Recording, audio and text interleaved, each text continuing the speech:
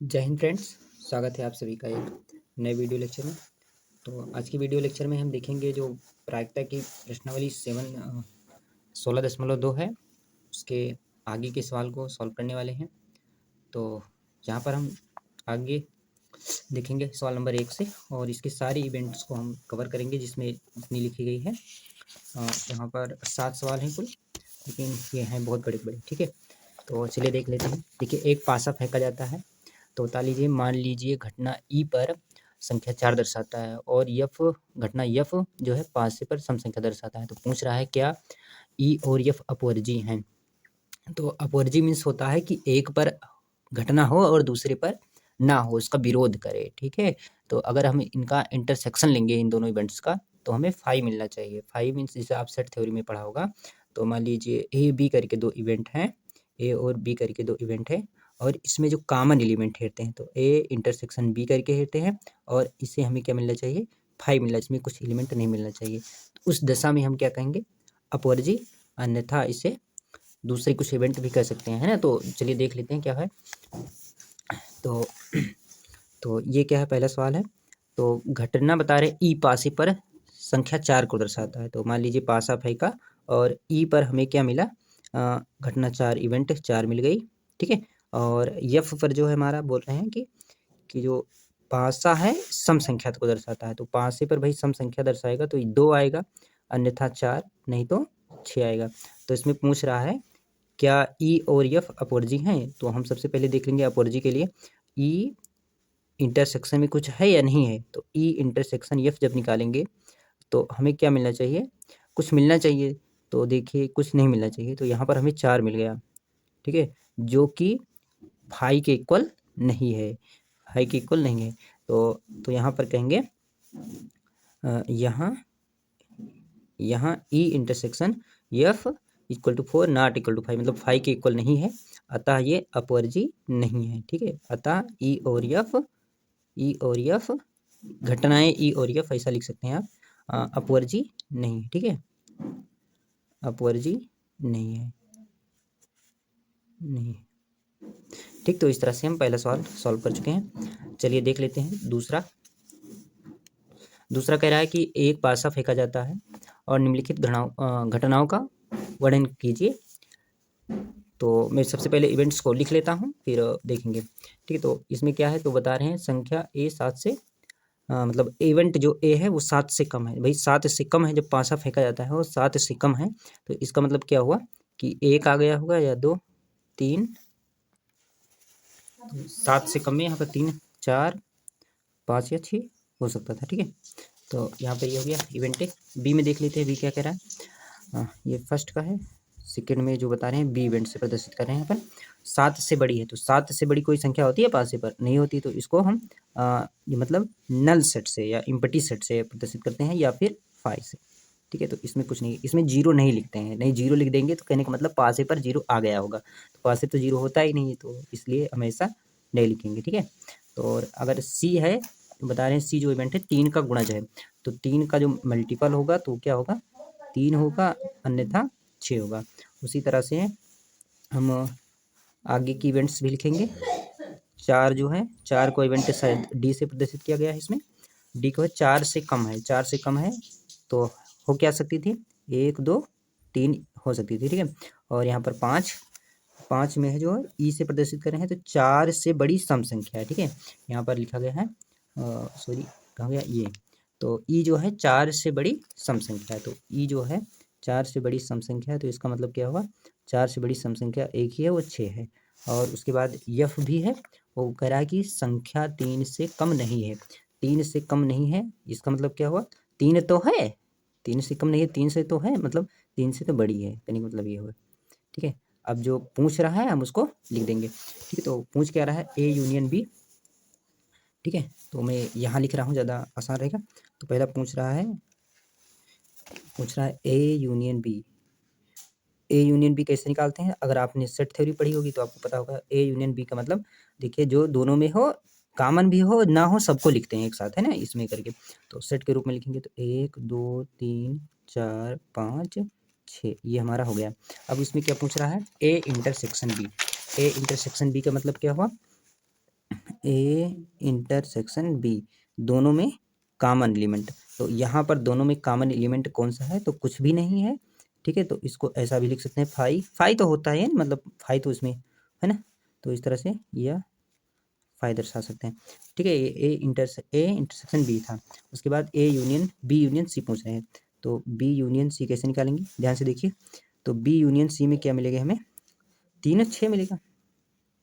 ठीक है, फाई को लिखते नहीं क्योंकि फाई हर एक सेट का एलिमेंट होता है, एक उप समुच्चय होता है। ठीक है, तो इसलिए हम नहीं लिखते हैं। ठीक है, तो फाई को मेंशन करना जरूरी नहीं है, हमने समझा, तो फाई क्या मेंशन करें, है ना।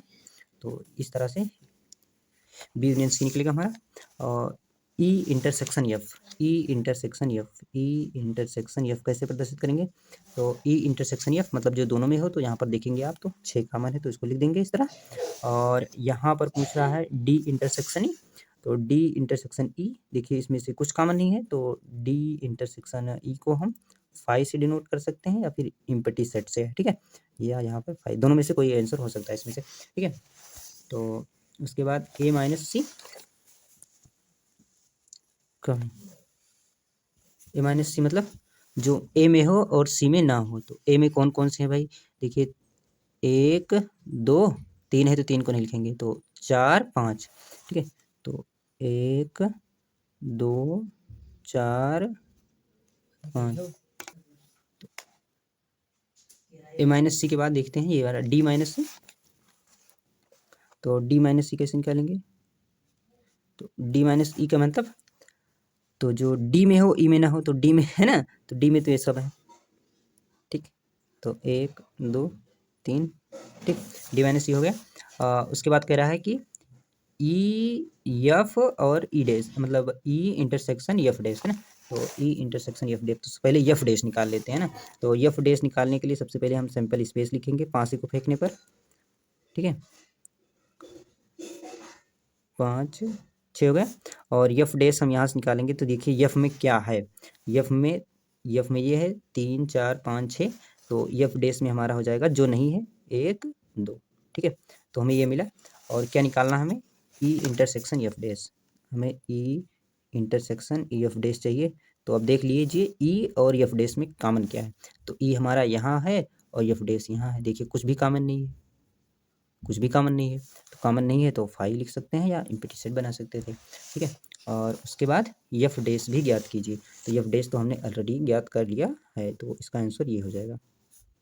ठीक है, तो हमने सभी पॉइंट्स को कवर कर लिए हैं सवाल नंबर 2 के। तो चलिए देख लेते हैं सवाल नंबर 3। चलिए देख लेते हैं कि पासे को फेंका गया है, पासे को जोड़ी परीक्षण में बता रहे हैं कि पासे के एक जोड़ी को फेंकते हैं, उन पर संख्याओं को लिख सकते हैं। तो इवेंट ई को यहाँ पर बताया गया है। तो मान लीजिए अगर हम फेंकते हैं तो सैंपल स्पेस सबसे पहले लिखेंगे और सैंपल स्पेस में से इन घटनाओं को हम डिफाइन करेंगे। ठीक है, तो सैंपल स्पेस से मिलेगा हमारा 1,1 करके, है ना, इसी तरह से मिलेगा 1,1 1,2, है ना, 1,3। तो चलिए मैं पहले लिख दे रहा हूँ फिर इवेंट को डिफाइन करें। तो चलिए हमने यहाँ पर लिख लिया है सैंपल स्पेस को। अब देखिए इवेंट को डिफाइन करेंगे, तो बता रहे हैं कि संख्या जो है, इवेंट जो ए है वो कह रहे हैं कि प्राप्त संख्याओं का योग 8 से अधिक होगा। 8 से अधिक होगा तो कहाँ से मिलिए, देखिए यहाँ पर हमें 8 मिल रहा है, तो 8 से अधिक 6 3 9। और देखिए ये वाली, उसके बाद ये वाली ये वाली ये वाली ये वाली ये वाली ये वाली और ये वाली सारी इवेंट, तो हम लिख देते हैं। तो क्या हो, 2,6 से ज़्यादा हो, मतलब ये वाली ना हो। ठीक है, तो 6,3 से शुरू होगी, या 3,6 से, 3,6 लिखेंगे। उसके बाद 4,5। ठीक है, उसके बाद 4,5 हो गया, 4,6 लिखेंगे, 8 से अधिक होना चाहिए। 5,4 हो गया, 5 5 हो गया, और यहाँ पर 5 6 हो गया, फिर यहाँ से 5 6 हो गया, और 6 3 हो गया, उसका उल्टा 6 4 हो गया, 6 5 हो गया, और उसके बाद 6 6 हो गया। तो हमने इवेंट ए को डिफाइन कर दिया। उसके बाद कह रहा है दोनों पासों पर संख्या 2 प्रकट होती है। इसका आंसर एनसीईआरटी में इस तरह दिया गया कि कम से कम एक पासे पर 2 संख्या प्राप्त होती है, तो ये बात सही नहीं है। ठीक है, मेरे हिसाब से दोनों पासों पर संख्या 2 प्राप्त होती है, तो केवल एक ही ऐसा है वो जो यहाँ पर है। ठीक है, तो बी के लिए हम ऐसा लिखेंगे 2,2, केवल एक ही एलिमेंट है इसमें, तो ये बी हुआ हमारा।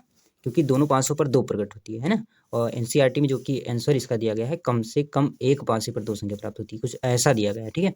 तो मेरे हिसाब से वो सही है। तो प्रकट संख्याओं का योग बता रहे हैं कि कम से कम 7 है और 3 का गुणज है। तो चलिए देख लेते हैं, 7 मिले और दोनों मिले, मतलब कम से कम तो 7 मिले, ठीक है, और ज़्यादा मिलेगा तब भी चलेगा, ये तो कह रहा है कम से कम 7 मिले, ठीक है, और ज़्यादा मिलेगा तब भी चलेगा, ठीक है। तो चलिए लिख लेते हैं।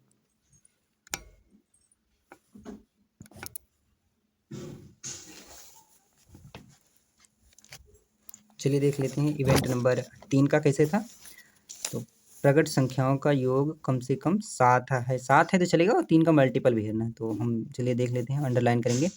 तो योग कम से कम 7 है, तो 7 तो मिल गया, लेकिन 3 का मल्टीपल नहीं है, ठीक है। तो यहाँ पर देखिए कौन सा मिल सकता है, 3 का मल्टीपल हो, 7 से कम ना हो, ठीक है। तो मतलब हम 9 मान ढूंढेंगे तो ज़्यादा आसान रहेगा। तो चलिए देख लेते हैं, ये मिलेगा 6 3 9 वाला, ठीक है। ये चल ही नहीं रही, चलिए दूसरी पेन ले लेते हैं,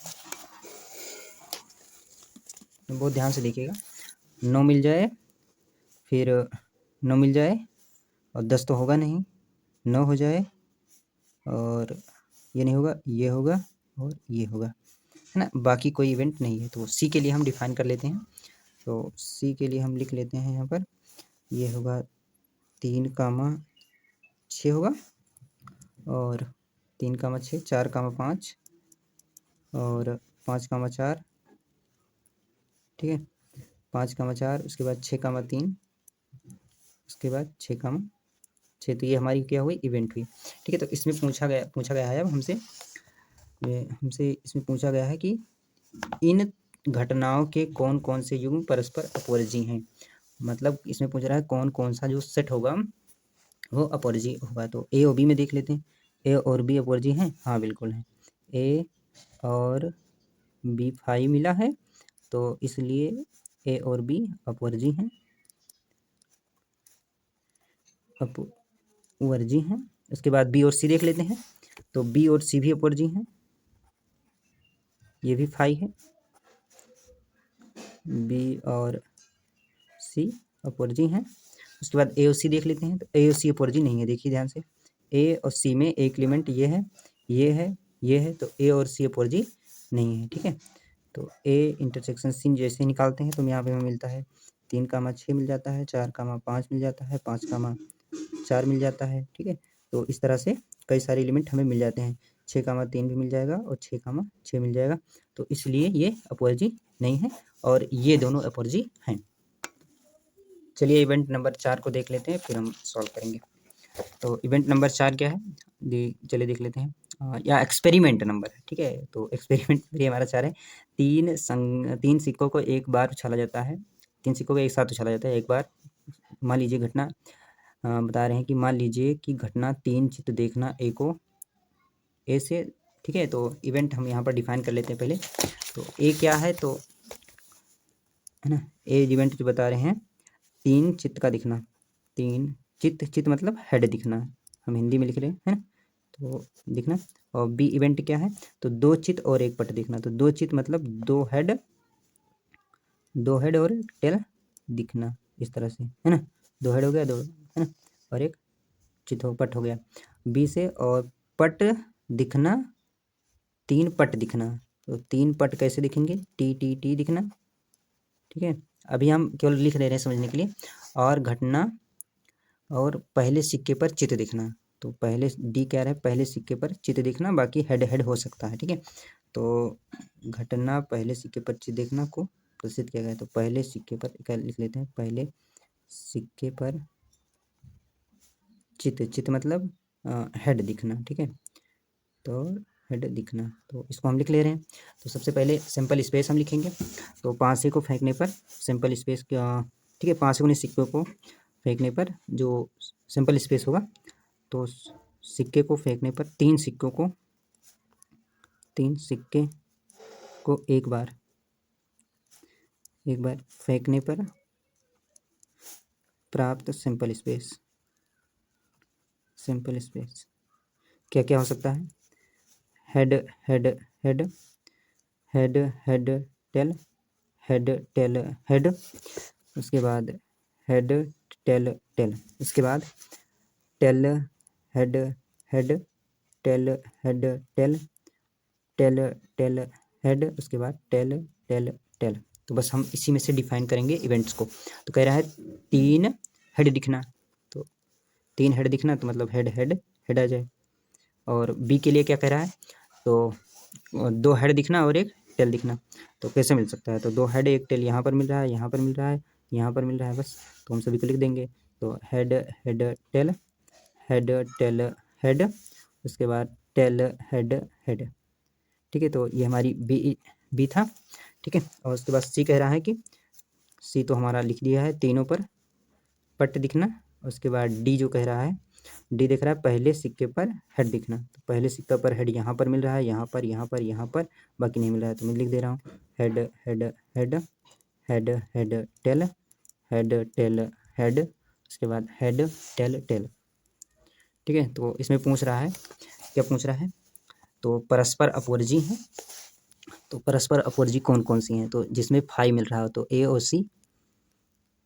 ठीक है, और उसके बाद ये ए बी, मैं लिख जाऊँ यहाँ पर, देखिए डायरेक्ट आप देखेंगे तो यहाँ पर कुछ कॉमन नहीं है, तो ए और बी में कुछ कॉमन नहीं है, तो ए और बी अपवर्जी हैं,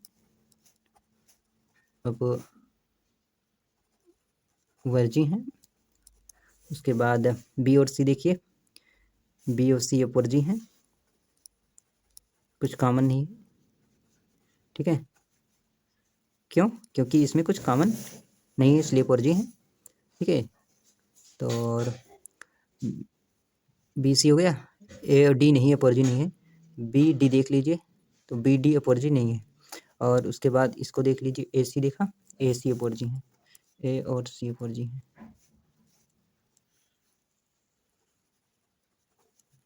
उसके बाद कोई हो सकता है, तो सी और डी अपवर्जी है, सी और डी अपवर्जी है। ठीक है, सी और डी अपवर्जी हैं, तो ये हो गया। अब इसमें से पूछ रहा है, ठीक है, और इसमें इसी तरह से आप ढूंढ लेंगे, अगर कोई होगा तो आप लोग कमेंट में बताइएगा। तो इसके आगे क्या पूछा गया है सेकंड में, सेकंड में हमें पूछा गया है सरल और मिश्र घटनाएं। तो सरल कौन घटनाएं, जो सिंपल इवेंट्स होती हैं। ठीक है, तो देखिए ये है सरल इवेंट दोनों, और ये ए और सी, ए और सी सिंपल इवेंट है, इवेंट है। ठीक है, और यहाँ पर बी और डी, बी और डी जो हैं वो क्या है, कंपाउंड इवेंट है। क्यों है, अभी चलिए आपको डेफिनेशन बता देते हैं। तो कंपाउंड इवेंट किसे कहते हैं, चलिए देख लेते हैं। चलिए देख लिया, यहाँ पर डेफिनेशन देखिए है, यदि किसी घटना ई में केवल एक ही प्रतिबिंब हो, ठीक है, जैसे ए में है और सी में है, तो घटना ई को सरल घटना या प्रारंभिक घटना कहते हैं। जैसे सिक्के को उछाला, 2 सिक्कों को एक साथ उछाला तो हमें ये स्पेस मिले। अब देखिए इसमें अगर पूछ लिया गया तो 4 सरल घटनाएं होंगी इसकी, या दोनों पर हेड आए, या पहले पर हेड दूसरे पर टेल, या पहले पर टेल दूसरे पर हेड, या दोनों पर टेल आए, तो ये क्या हुई, सिंपल इवेंट हुई। तो ये वाली जो इवेंट थी, ध्यान से देखिएगा, ये वाली ए और सी वाली, ये होगी हमारी सिंपल इवेंट। और इसमें जो है, इसमें कई इवेंट को एक साथ लिखकर कंबाइन किया गया है, कई सिंपल इवेंट को एक साथ लिखकर बनाया गया है, ये इवेंट बनी है। तो ये क्या है, कंपाउंड इवेंट, बस यही होता है। ठीक है, तो ये हमारा 5वां क्वेश्चन है, ये आपके लिए में हम दे रहे हैं अपवर्जी